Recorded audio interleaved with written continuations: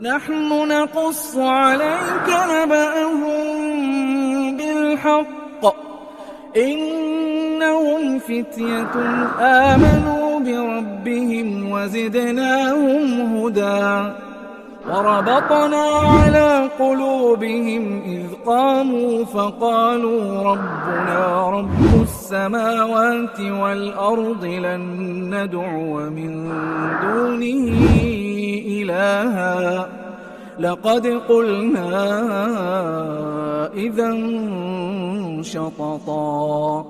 بسم الله الحمد لله حمدا كثيرا طيبا مباركا فيه كما يحب ربنا ويرضى. أشهد أن لا إله إلا الله وحده لا شريك له وأشهد أن محمدا عبده ورسوله والصلاة والسلام على رسول الله وعلى آله وأصحابه ومن تبعهم بإحسان إلى يوم الدين. أما بعد يا أيها الذين آمنوا اتقوا الله حق تقاته ولا تموتن إلا وأنتم مسلمون. Kaum muslimin, para jamaah, para penuntut ilmu yang dimuliakan Allah Subhanahu wa taala, pada kesempatan malam yang berbahagia ini dengan izin dan kudrat dari Allah Subhanahu wa taala, kita dapat berjumpa kembali dalam kajian bukanan tentang kitab Sahih Bukhari. Dan kita masih dalam pembahasan tentang kitabul ilmi. Insyaallah malam ini kita akan masuk bab yang ke-33, hadis yang ke-99. Qala Imam Al-Bukhari rahimahullah ta'ala babul khirsi 'ala al-hadithi. Qala hadatsana Abdul Aziz bin Abdullah. Qala hadatsana Sulaiman ibn Bilal. An Amr ibn Abi Amr an Sa'id ibn Abi Sa'id al-Maqburi, dikenal dengan Kaisan, jadi dikenal dengan ma'ruf panggilannya Kaisan. An Abi Hurairah radhiyallahu ta'ala anhu annahu qala qila ya Rasulullah man as'adun nasi bi syafa'atika yaumal qiyamah. Qala Rasulullah sallallahu alaihi wasallam laqad nantu ya Abu Hurairah ala yas'alani an hadal hadithi ahadun awwalu minka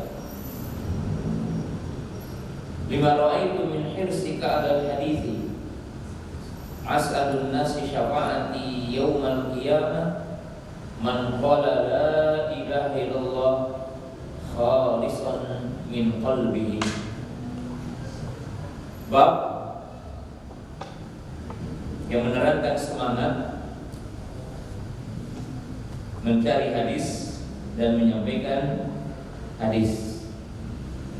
Jadi bab bersemangat, bersungguh-sungguh dalam hadis. Di sini tentunya mencakup dua, semangat dalam mencarinya, yaitu mempelajari, dan semangat untuk menyampaikan hadis.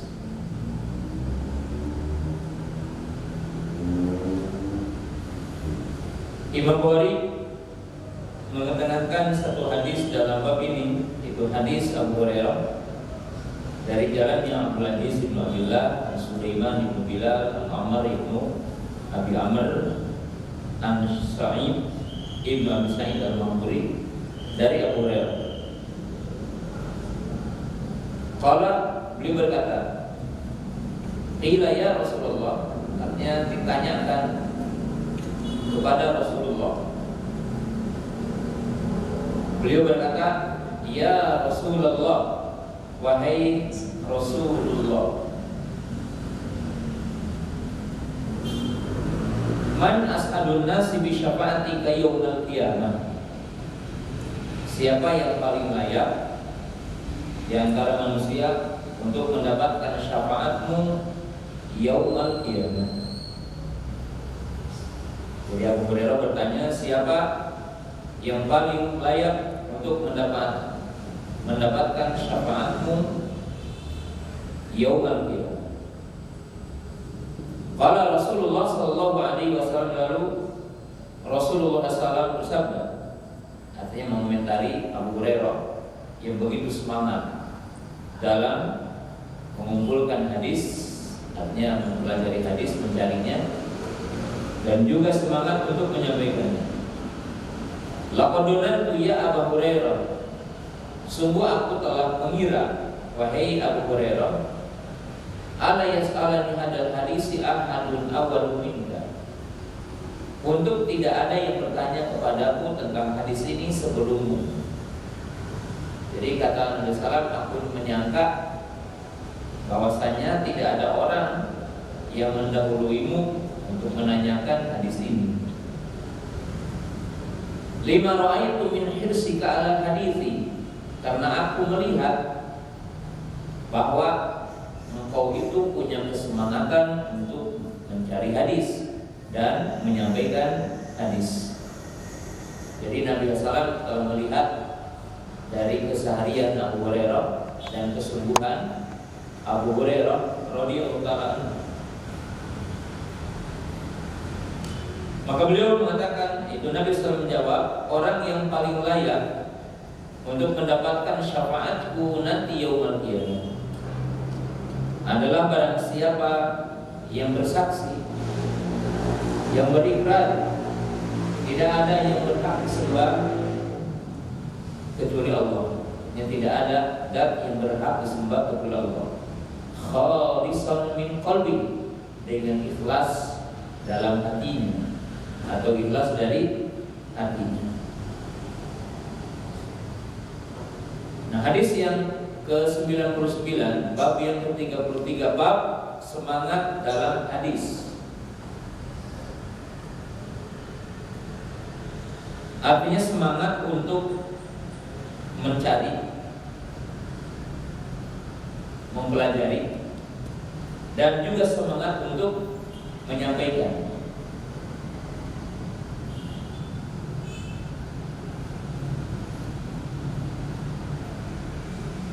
Para penuntut ilmu yang dimuliakan Allah Subhanahu wa taala,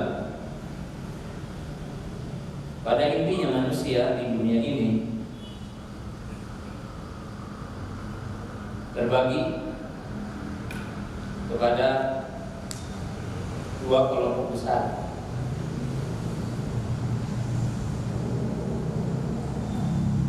Yang pertama, orang yang semangatnya untuk mencari dunia.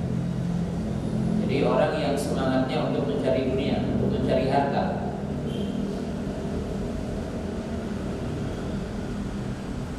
Untuk mencari tahta, harta kekuasaan.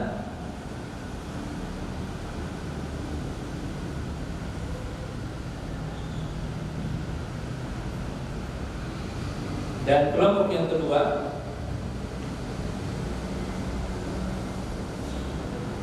adalah orang-orang yang diberikan kesemangatan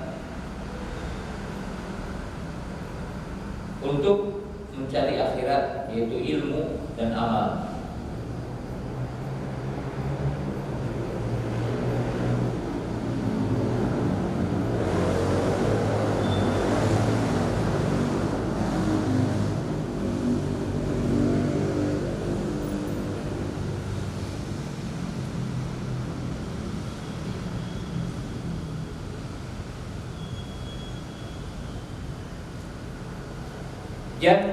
Artinya, dan jangan pernah kita mengatakan satu perkataan yang keliru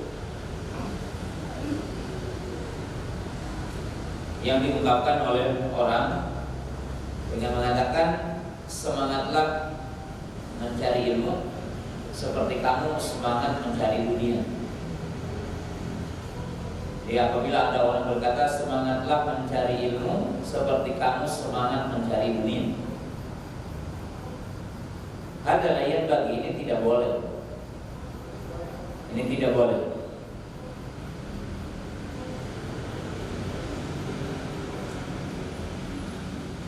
Dan seyogianya orang mukmin itu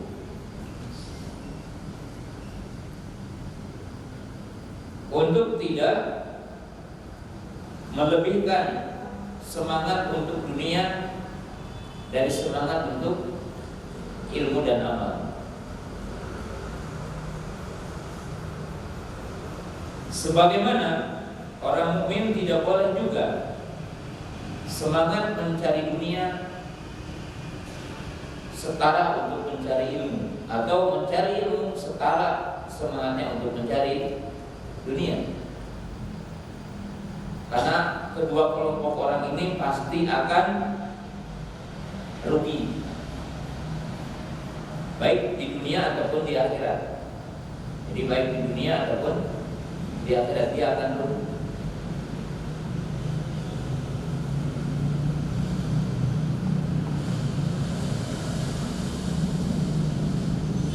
Dan orang-orang yang punya kesemangatan mencari dunia, semangat di sini bukan semangat dalam arti kita tidak boleh punya giroh mencari dunia. Jadi yang menjadikan dunia adalah sebagai tujuan hidupnya, maka Al-Quran dan Sunnah telah memberikan beberapa informasi tentang orang yang semangat kepada dunia.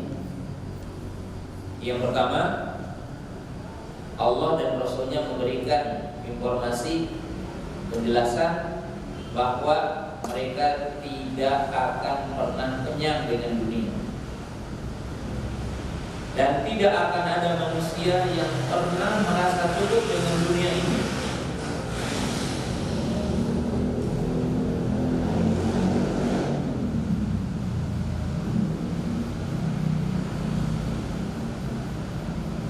Dan yang kedua, apa yang diinformasikan Allah dan Rasulnya, bahwa orang yang mengaitkan hatinya dengan dunia tidak akan pernah terputus dengan dunia ini. Sebagaimana disebutkan dalam hadis, bahwa orang yang cinta dunia itu tidak akan pernah terputus dari dunia sehingga disumpal dengan tanah. Jadi sehingga dia masuk liang lahat. Kalau udah masuk liang lahat, baru dia akan berhenti dari keinginan dengan dunia itu. Dia akan senantiasa terkait dan tidak akan pernah cukup.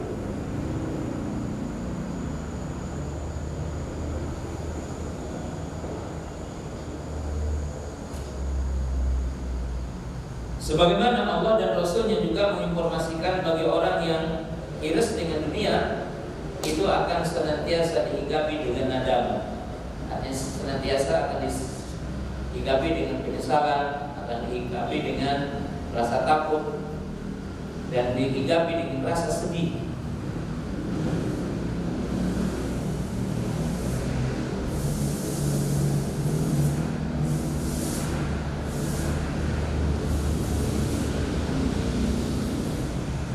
Maka orang yang diberikan taufik oleh Allah Subhanahu wa taala mencintai ilmu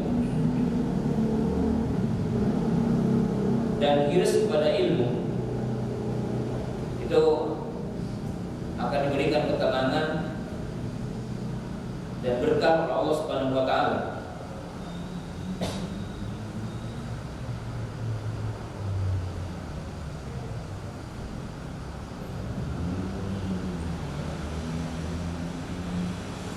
Makanya Al-Quran bertanya, hal yastawil ladina ya'lamuna wal ladina la ya'lamun. Apakah sama orang yang tahu dengan orang yang tidak tahu, yang berilmu dengan orang yang tidak berilmu? Diberikan pertanyaan oleh Allah Subhanahu wa taala.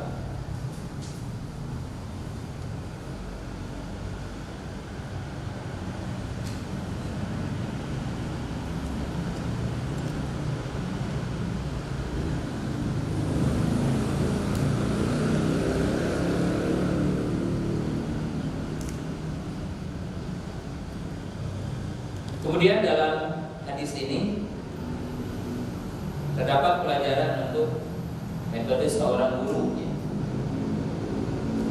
Artinya di sini termasuk manhaj tarbiyah, manhaj pendidikan.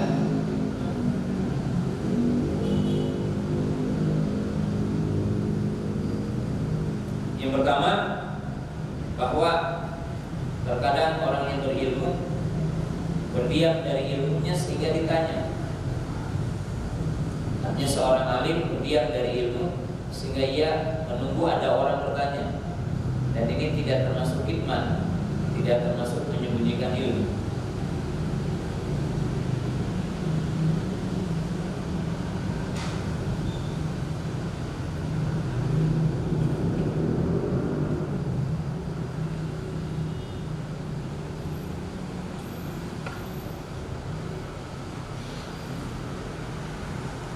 Kemudian yang kedua,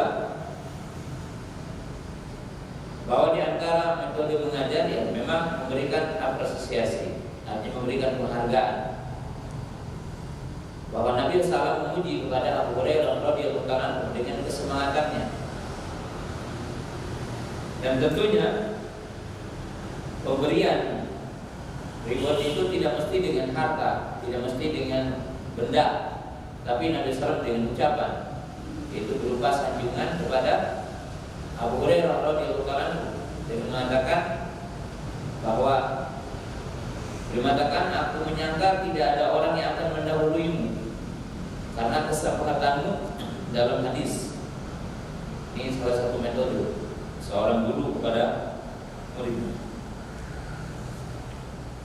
Dan yang terakhir dalam hadis ini yang paling penting adalah isbatu syafa'ah, yaitu menetapkan adanya syafaat. Itu syafaat bagi Nabi sallallahu alaihi wasallam nanti yaumul qiyamah. Syafaat bagi Nabi sallallahu alaihi wasallam nanti yaumul qiyamah. Dan kita mengetahui syafaat yang Allah Ta'ala anugerahkan kepada Nabi kita Muhammad SAW nanti yaumul qiyamah itu terbagi kepada dua. Ada syafaatul khassah, ada syafaatul 'ammah. Artinya ada syafaat yang khusus bagi Nabi kita Muhammad SAW dan tidak diberikan kepada yang lainnya. Yaitu yang pertama asy-syafaatul udma, syafaat udma.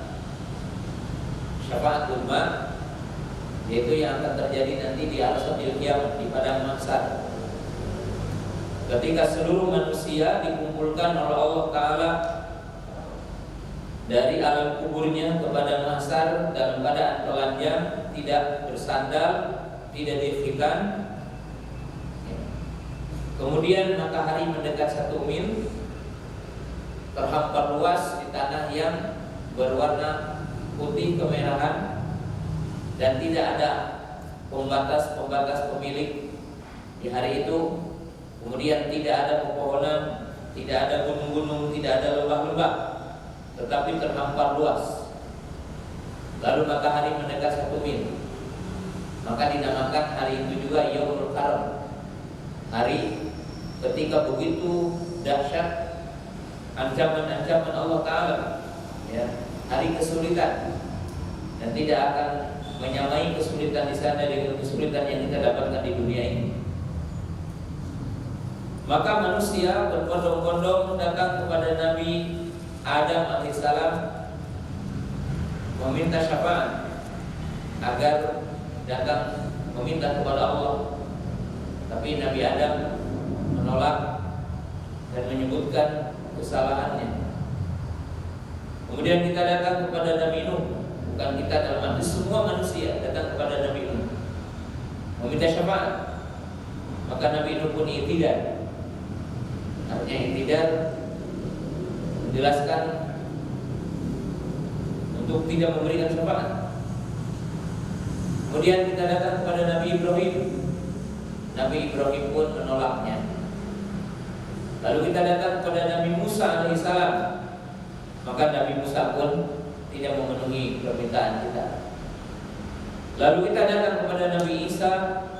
Nabi Isa pun artinya i'tidal, tidak bisa memenuhi permintaan kita. Lalu datanglah suara panggilan kepada Nabi kita Muhammad SAW, irfa, isfa, musyaffa. Nabi SAW diperintahkan untuk menengadah dan untuk memberikan syafaat. Dan disitulah yang dinamakan dengan syafaat udma, syafaat yang agung, syafaat besar, syafaatul kubra. Dan itu khusus bagi baginda Rasulullah, tidak diberikan kepada seluruh manusia ataupun para nabi yang lain. Termasuk juga tidak diberikan kepada para malaikat. Syafaat ini hanya untuk Nabi Sallam. Dan itulah dari doa kita di dalam doa setelah adzan, yaitu Allahumma rabb hadhihi da'wati tam wa sholatil qaimah ati Muhammadul wasilah maqama mahmud. Salah satu makna maqama mahmud yaitu syafaat. Kemudian yang kedua, syafaat bagi Nabi Sallam, ada syafaat di ahli jannah aniyat bula jannah. Itu syafaat bagi penghuni surga untuk masuk surga langsung. Di mana baginda Rasulullah nanti menjadi orang yang pertama berada di pintu surga. Dan tidak ada orang yang mendahului Nabi Sallam. Ya, Nabi Sallam yang pertama mengetuk pintu surga dan berada di pintu surga. Lalu malaikat penjaga surga berkata, ya, sebagian orang menamai malaikat penjaga surga adalah malaikat Ridwan.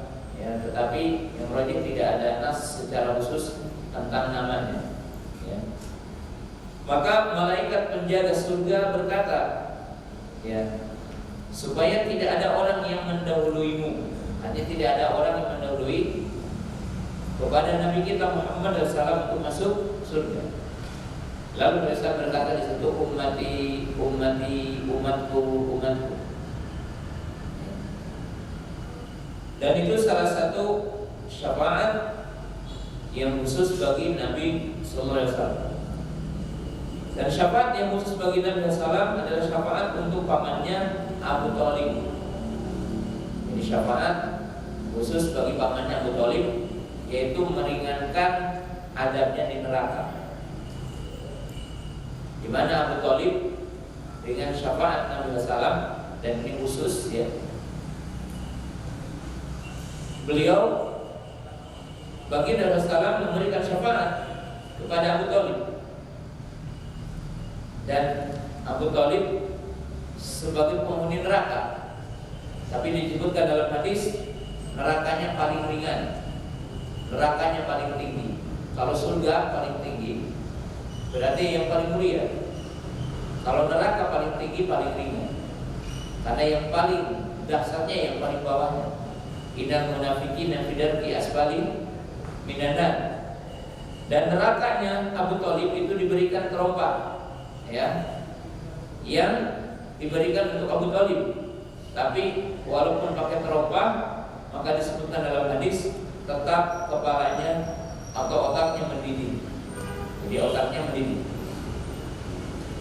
Nah, ini adalah sejumlah syafaat yang dikhususkan bagi Nabi Sallallahu Alaihi Wasallam. Yang kedua adalah syafaat umum, syafaat umum, di mana syafaat ini akan diberikan kepada malaikat. Jadi Allah akan mengizinkan malaikat untuk memberi syafaat, dan Allah Subhanahu Wa Taala akan memberikan izin kepada para malaikat syafaat, kemudian kepada para nabi, kepada para rasul untuk memberi syafaat. Kemudian setelah itu kepada orang-orang yang beriman. Jadi orang beriman bisa memberi syafaat kepada temannya, anak bisa memberi syafaat kepada bapaknya, bapak bisa memberi syafaat kepada anaknya. Tetapi syafaat itu akan berguna nanti yaumul qiyamah dengan nas dalam hadis ini, syafaat li ahli tauhid, syafaat li ahli iman. Itu syafaat bagi ahli tauhid dan syafaat bagi ahli iman, yang menunjukkan bahwa orang-orang yang musyrik, orang-orang yang kafir, orang-orang yang munafik tidak akan mendapatkan syafaat. Jadi mereka tidak akan mendapatkan syafaat. Siapa yang akan mendapatkan syafaat adalah ahlu tauhid. Itu orang-orang yang bertauhid. Syafaat juga ada syaratnya. Syarat. Jadi Bagaimana kita mendapatkan syafaat? Pertama yang akan mendapatkan syafaat adalah mukmin, muslim, muwahhid. Orang yang kafir, orang yang musyrik, orang munafik tidak akan mendapatkan syafaat. Wa ma lidzalimin min hamimin syafi'in yuta. Jadi tidak akan diberikan kepada orang-orang yang zalim, artinya orang-orang yang musyrik adalah syafaat. Yang kedua, al-idnu minallah li syafi'i yashfa'. Yang kedua adalah izin dari Allah kepada orang yang memberi syafaat untuk memberi syafaat. Jadi siapapun tidak bisa memberikan syafaat kalau tidak ada izin dari Allah. Illa liman irtadha, kecuali orang yang illa liman adina, kecuali bagi orang yang diizinkan. Kemudian syarat yang selanjutnya adalah ar-ridha lil masyhur, yaitu ridha kepada yang diberi syafaat untuk mendapat syafaat. Artinya tidak setiap orang diberi syafaat oleh seseorang, di mana seseorang akan dapat syafaat. Kalau Allah tidak meridhoinya, maka tidak akan dapat syafaat itu. Tidak akan dapat syafaat itu. Dan ini tentunya di makomnya nanti kita akan bahas. Dan yang paling penting dalam hadis ini tentang keutamaan orang semangat dalam mencari hadis dan menyampaikan hadis. Dan di antara orang yang semangat mencari hadis dan mengajarkan hadis adalah Abu Hurairah radhiyallahu ta'ala anhu. Qala Imam Al-Bukhari rahimahullahu ta'ala, bab yang ke-34, hadis yang ke-100. Qala babu kaifa yaqbidul ilm. Wa kataba Umar ibn Abdul Aziz ila Abi Bakr ibn Hazm. Undur maka min hadisi Rasulullah sallallahu alaihi wasallam.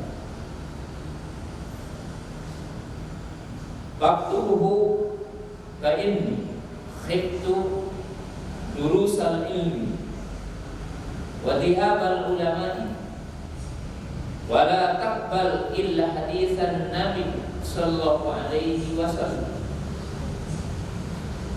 wa tubshu al-ilma walitajlisu hatta yu'allima ma lam ya'lam fa idzal ilma la yahliku hatta yakuna sirran. Qala Imam Al-Bukhari rahimahullahu ta'ala hadatsana Ismail ibnu Abi Uwais qala hadatsani Malik an Hisham ibn Urwah an Nabi an Abdullah ibn Amr bin As qala sami'tu Rasulullah sallallahu alaihi wasallam yaqul Inna Allah la yaqbidul ilma intiza'an yantazi'uhu minal ibadi walakin yaqbidul ilma biqabdil ulama hatta ila lam yubqi aliman ittakhadha an-nasu ru'asan juhala wa su'ilu fa'abtu bighairi ilmin fadallu wa adallu. Qala al-Firyabi hadatsana Abbas qala hadatsana Qutaibah hadatsana Jarir an Hisham. Bab bagaimana ilmu akan hilang. Jadi bagaimana ilmu akan diangkat Allah, bagaimana ilmu akan hilang.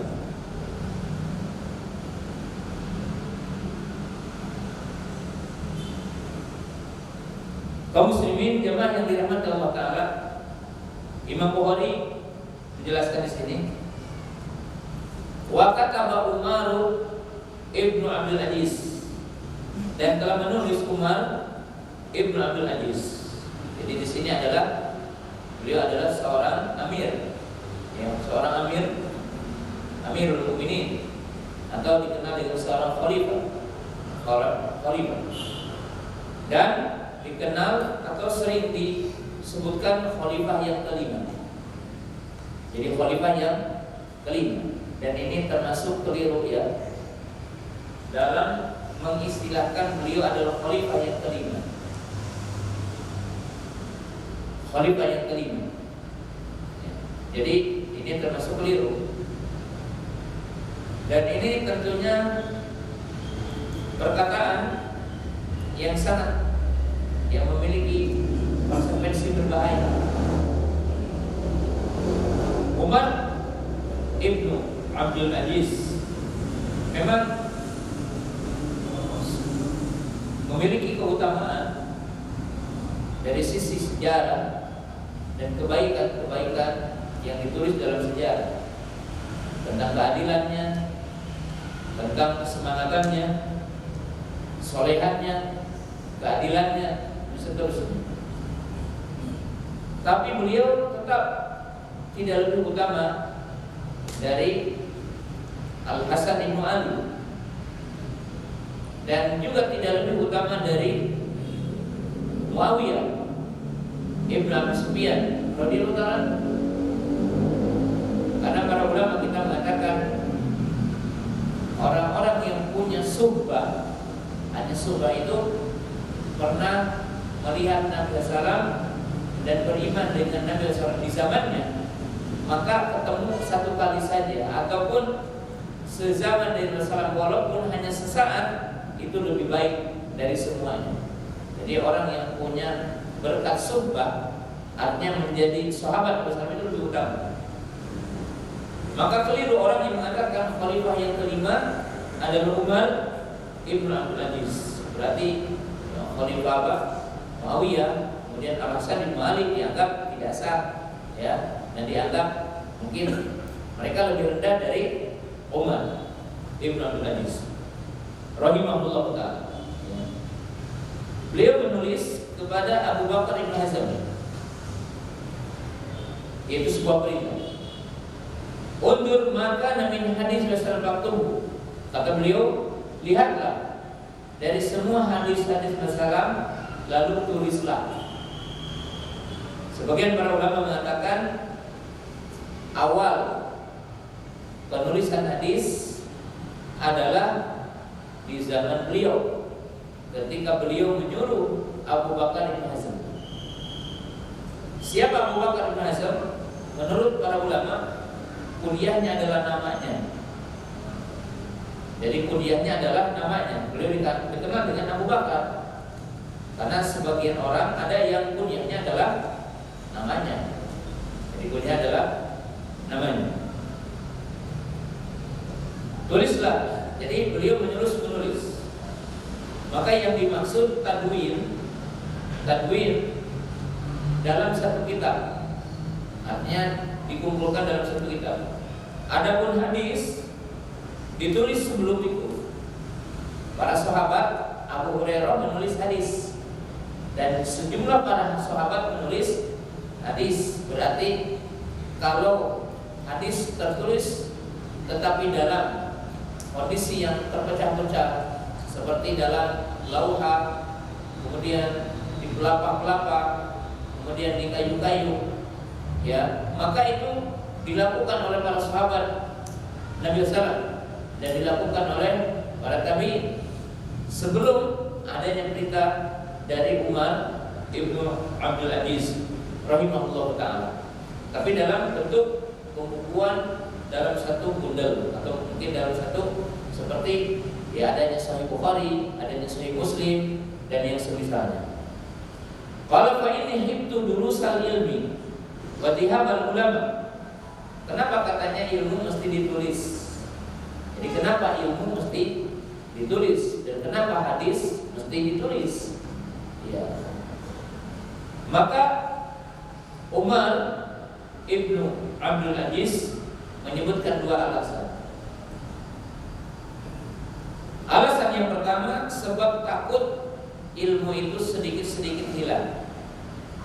Jadi ilmu itu sedikit-sedikit hilang. Yang kedua, sebab takut dengan perginya para ulama akan perginya ilmu. Jadi ketika wafatnya para ulama, wafatnya orang-orang yang berilmu, maka ilmu itu sedikit demi sedikit akan hilang. Wala taqbal ila hadits Nabi sallallahu, dan janganlah engkau menerima atau menulis kecuali hadis Nabi sallallahu alaihi wasallam. Walitabshul ilma. Kemudian beliau Umar bin Abdul Aziz berkata, dan sebarkanlah ilmu. Jadi menunjukkan Jangan sampai ilmu itu tiada. Jangan sampai ilmu itu apa? Sirna. Maka beliau memberikan rambu-rambu perintah untuk menyampaikan ilmu. Kemudian beliau berkata,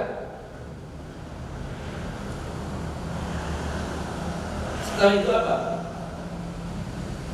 Qala walitadlisu hatta yu'allima ma lam ya'lam. Kemudian beliau mengatakan, dan bikinlah majelis-majelis ilmu, seperti majelis malam ini, di majelis tafsir, majelis hadis, majelis kitab-kitab akidah. Diperintahkan buka majelis-majelis ilmu. Supaya apa? Supaya yang tidak tahu bisa jadi tahu atau mereka ingin belajar. Qala fa innal ilma yahliku hatta yakunu sirran. Karena sesungguhnya ilmu akan pergi tiada. Kemudian artinya ilmu ini akan hilangnya secara rahasia.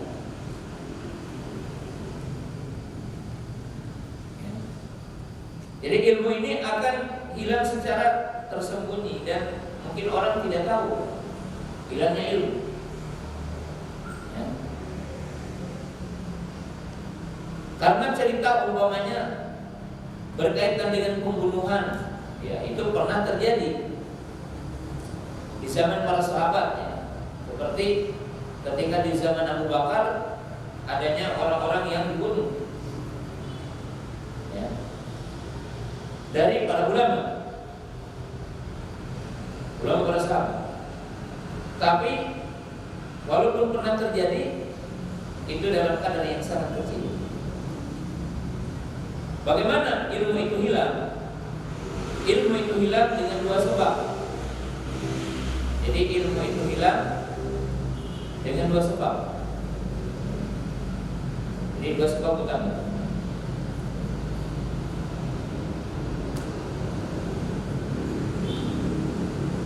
Sebab yang pertama, dari sisi penuntut ilmu. Artinya ilmu itu bisa hilang, kenapa? Ya dari kita. Bagaimana? Ketika begitu banyaknya umat Islam yang tidak ingin berada dalam majelis ilmu.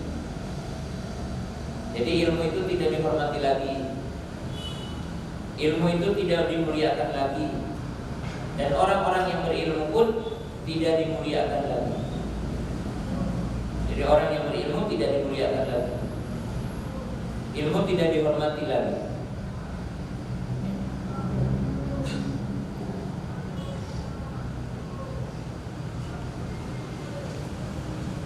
Yang kedua, dari sisi sebab pemilik ilmu. Jadi dari sebab pemilik ilmu. Jadi sekarang dari pemiliknya. Bagaimana ilmu hilang? Ya wafatnya pemilik ilmu. Jadi wafatnya pemilik ilmu. Orang-orang yang alim wafat, orang-orang yang alim pergi.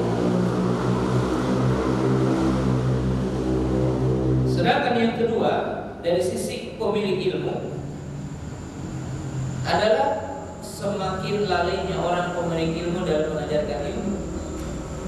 Jadi orang yang memiliki ilmu semakin lalai untuk mengajarkan ilmu. Jadi semakin lalai untuk mengajarkan ilmu.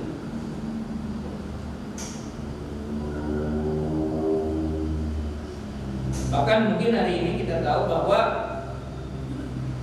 ilmu itu jadi sebuah kebutuhan untuk hidup.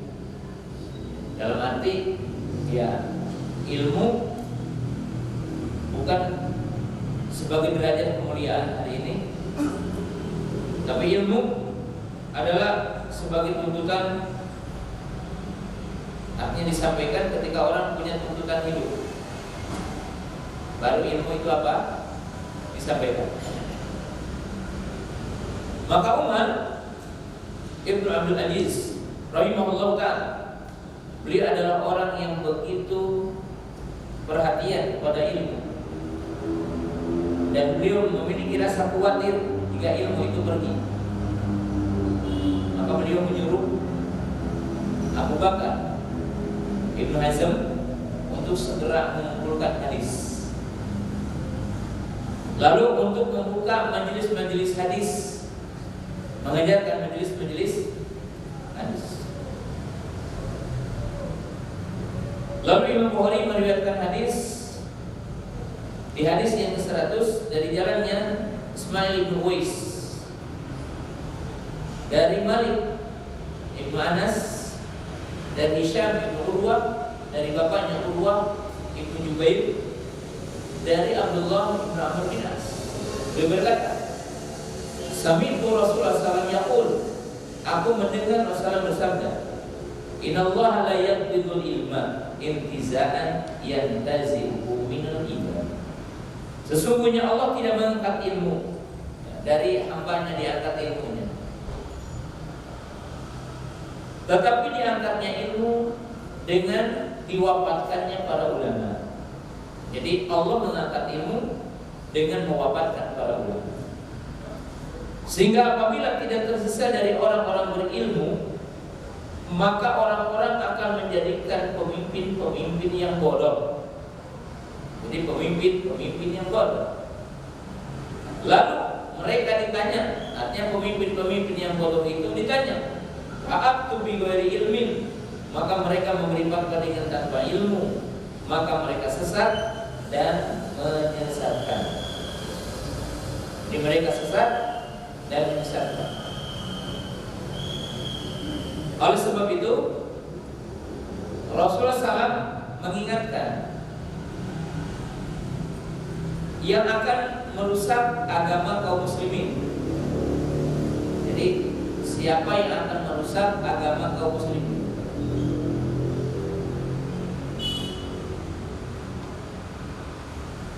Maka Nabi SAW mengatakan, siapa saja? Yang pertama, al-abidul jahil. Jadi yang akan merusak agama kaum muslimin, pertama al-abidul jahil, ahli ibadah tapi bodoh.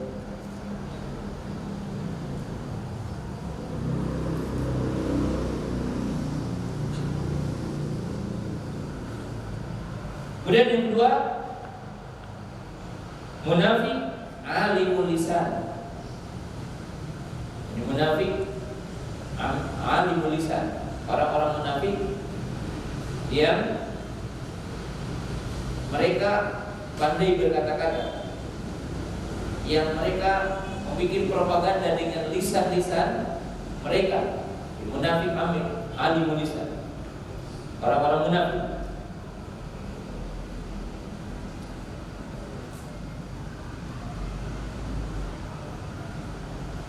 Dan yang ketiga adalah ulama su'. Itu ulama su'. Siapa ulama su' itu? Disebutkan oleh para ulama ada 3 kelompok. Yang pertama, orang alim yang tidak mengamalkan ilmunya. Yang kedua, orang alim yang tidak mengingkari kemungkaran. Jadi orang alim yang tidak mengingkari kemungkaran. Itu kelompok yang kedua.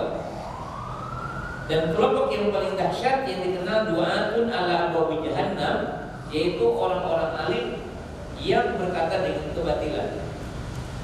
Jadi orang-orang yang dikenal alim, orang-orang yang disematkan alim, tapi mereka berbicara tentang kebatilan. Jadi mengobarkan kebatilan.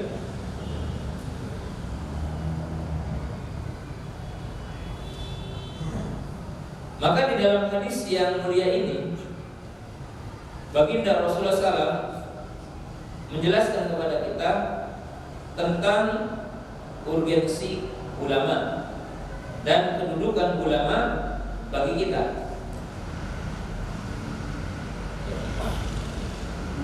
Ulama bagi kita memiliki banyak fungsi bagi kita. Ulama, setidaknya peran ulama bagi kita ada 3. Yang pertama adalah hujjatullah di ardihi. Ulama itu hujjah Allah di muka bumi. Jadi mereka adalah hujjah Allah di muka bumi. Kenapa dikatakan hujjah Allah di muka bumi? Sebab mereka yang akan mendakwahkan hukum-hukum Allah di muka bumi ini. Mereka yang akan mendakwahkan syariat Allah di muka bumi ini. Dan mereka yang menyampaikan hujjah Allah di muka bumi. Maka oleh sebab itu Nabi SAW mengatakan al-ulama'u warasatul anbiya. Al-ulama'u warasatul anbiya. Yang pertama, para ulama adalah sebagai pembimbing. Mereka adalah yang akan memberi hidayah. Dalam arti bukan hidayah taufik, tapi mereka adalah hidayah irsyad, hidayah bayan. Para ulama ini. Para ulama mereka adalah muallim, mereka adalah murabbi, mereka adalah mursyid. Ya.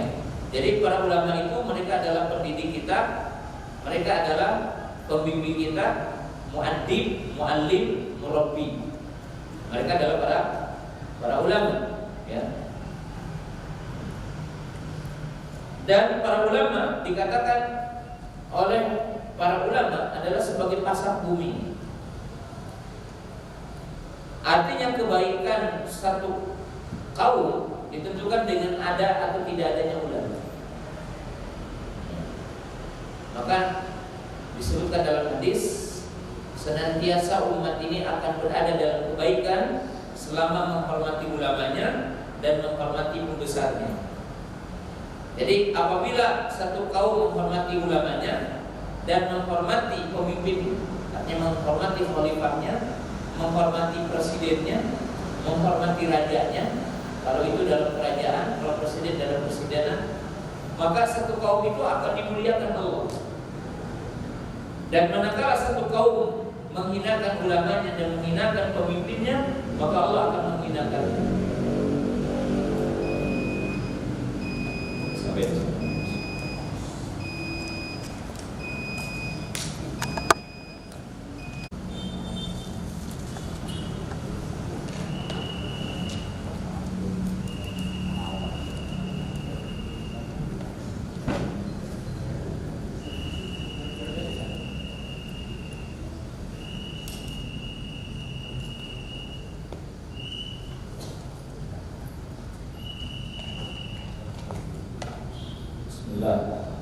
Alhamdulillah wassalatu wassalamu ala Rasulillah wa ala alihi wa ashabihi wa man tabi'ahum bi ihsanin ila yaumil amma ba'd. Para penuntut ilmu yang dirahmati Allah Subhanahu wa taala, di bab yang ke-34,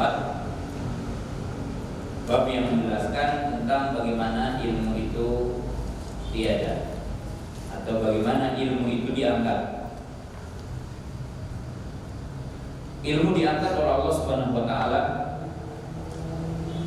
bukan dalam arti orang yang berilmu hilang ilmunya, tapi hilangnya ilmu dengan wafatnya para ulama. Hadis dan bab ini menjelaskan tentang keutamaan ulama, menjelaskan tentang keutamaan ulama, keutamaan ilmu. Dan hadis ini dan bab ini pun menjelaskan tentang bahayanya kebodohan. Dan hadis ini juga memberikan penjelasan yang sangat penting, dan tentunya penjelasan ini sering diulang-ulang, yaitu bahayanya orang-orang bodoh berbicara agama dan orang-orang bodoh berbicara tentang urusan umum.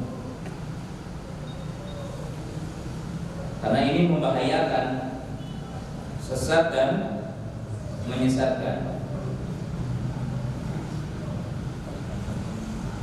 Seperti sudah saya sering jelaskan, begitu banyak nampaknya fitnah akhir zaman. Kita semua kalau berbicara urusan kesehatan, bertanya tentang kesehatan, pasti akan bertanya kepada dokter. Dan bukan sekedar dokter, tapi kita akan bertanya dokter spesialis.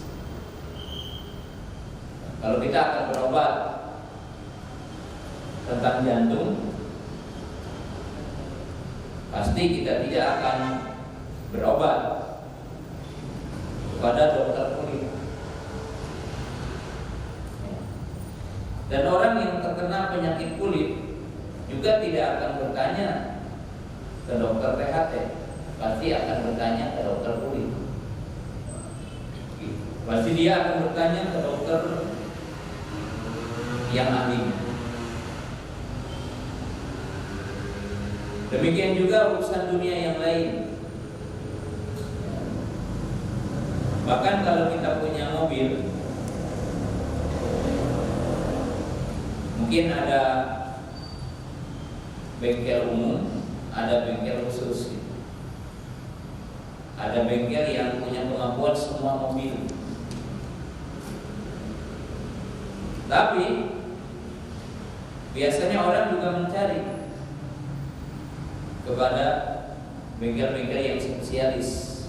Ini ahlinya bengkel merek mobil-mobil yang Toyota, mobil Eropa. Dia ahli mobil Nissan. Dia pasti akan mencari yang lebih spesialis. Itu kalau urusan dunia.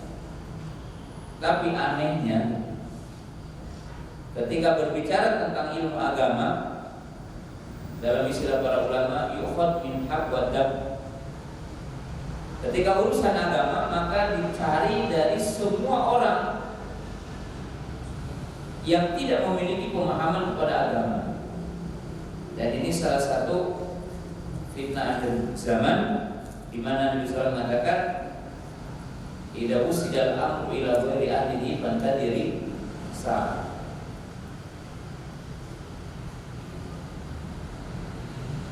Dan Rasulullah SAW mewanti-wanti di dalam hadis ini bahayanya orang bodoh berbicara, bahayanya orang bodoh memberi fatwa. Orang yang jahil kepada agama tidak boleh berbicara agama, karena ini membahayakan. Dan hadis ini begitu dahsyat, memberikan peringatan kepada kita.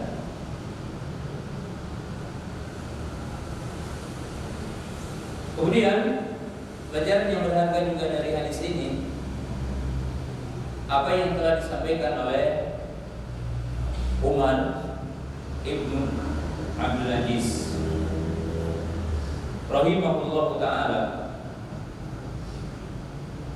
tentang begitu mulianya orang-orang yang menyebarkan ilmu, dan begitu mulianya orang-orang yang membuat majelis membuka ilmu.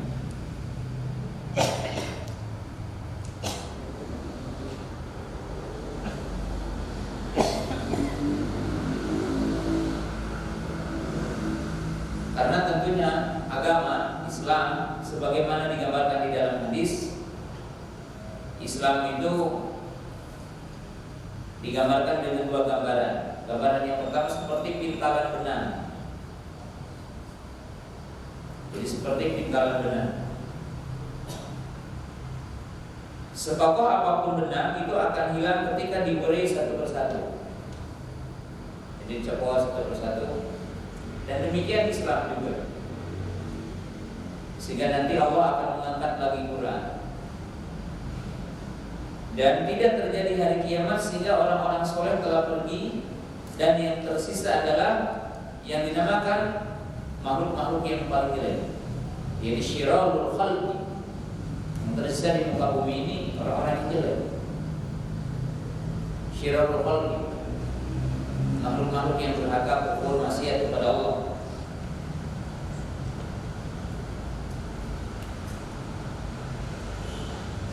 Di dalam hadis yang lain digambarkan Islam itu bagikan kain yang berwarna. Jadi bagikan kain yang berwarna, katakanlah warna merah. Lama kelamaan warnanya akan pudar. Dalam bahasa orang Jawa Barat semakin peang. Dari merah sekali, lama kelamaan berkurang, sehingga nanti akan jadi putih juga. Sehingga dalam suatu ketika orang itu tidak mengenal kepada Islam namanya, tidak mengenal apa itu sholat, tidak mengenal apa itu ibadah dan taat kepada Allah, karena sedikit demi sedikit.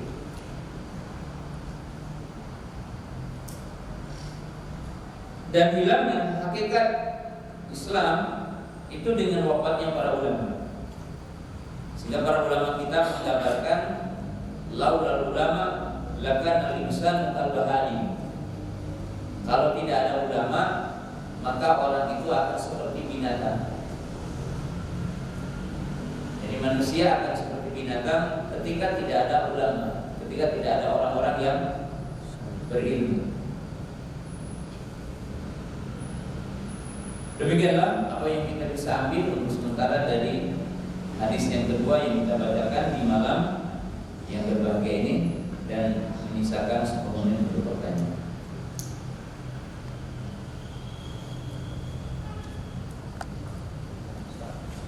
Ya, ya. Bolehkah seorang wanita menunda sholatnya sebenarnya dari maghrib ke isya? Jadi karena ada halangan untuk berwudu lagi ketika sudah batal, jadi menunda isya di rumah. Ya, tidak boleh kalau menjamak sholat karena tidak ada alasan syar'i. Jadi menjamak sholat harus ada alasan syar'i. Kapan kita boleh untuk menjamak sholat? Yang pertama karena safar, yang kedua karena sakit, yang ketiga karena turun hujan.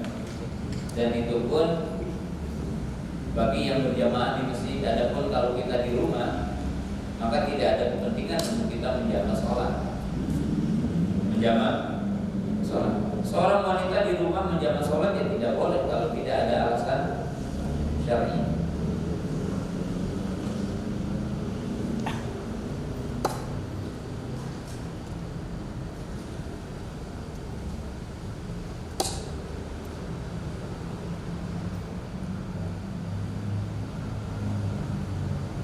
Apaan boleh dijelaskan bagaimana hukum membeli makanan pakai GoFood atau Grab, pakai Grab atau GoFood?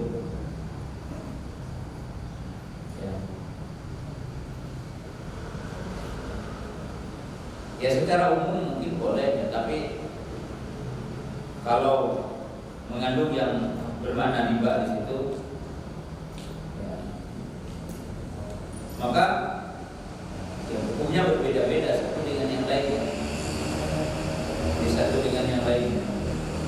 Ya, seperti umpamanya kalau membelinya hanya kita memberi jasa dan kita tidak menyimpan uang, walaupun itu tidak mengapa. Seperti kita menggunakan apa yang ada hari ini sebagiannya kita beli, kemudian ya sejenis ditalangi oleh pengguna jasa, itu tidak mengapa Allah Ta'ala, karena tidak termasuk di dalamnya riba. Tapi kalau mendapatkan poin dan pengurangan dengan sebab kita menyimpan uang di sana, maka itu bisa masuk ke dalamnya yang berkaitan dengan apa? Dengan riba.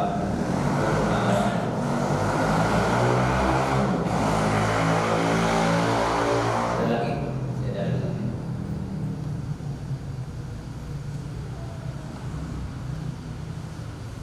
Ya.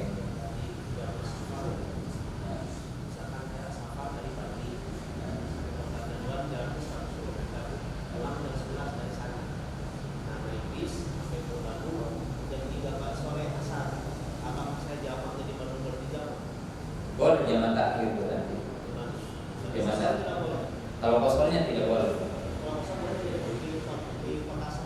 Ya, kalau qasar hanya ketika safar. Kalau jamak boleh ketika mukim. Ya, jamak boleh ketika mukim. Tapi kalau qasar tidak boleh ketika kita udah mukim. Jadi boleh mengqasar sholat hanya karena safar saja, tidak ada alasan lain. Sakit juga tidak boleh mengqasar sholat. Yang boleh hanya menjamak sholat. Kalau kita pergi dari sini umpamanya sebelum zuhur dan sampai ke tempat safar, maka berarti di situ boleh jamak takhir dengan diqasar. Tapi kalau kita berangkat setelah zuhur, hanya kita berangkat setelah zuhur, maka boleh kita jamak takdim, yaitu dibawa asar ke zuhur, tapi tidak dijamak, tidak diqasar, cuma dijamak. Jadi boleh kita jamak sebelum qasar. Maaf, boleh kita jamak sebelum safar, tapi tidak boleh diqasar. Oleh sebab itu jamak dengan qasar kadang bisa bersatu, kadang tidak. Kapan bersatu? Ya ketika kita safar, berarti boleh qasar dan jamak. Tapi tidak selamanya orang yang sedang safar juga harus dijamak. Walaupun diqasar itu lebih utama. Bahkan para ulama mengatakan mengqasar sholat ketika safar adalah sunnah. Yang dimaksud sunnah bukan mustahab, tapi yang dimaksud dengan sunnah thariqatun Nabi, yaitu jalannya Nabi SAW. Di mana kita tidak mendapatkan hadis bahwa Nabi SAW pernah menyempurnakan sholatnya ketika safar, kecuali kalau sholat dengan orang yang mukim.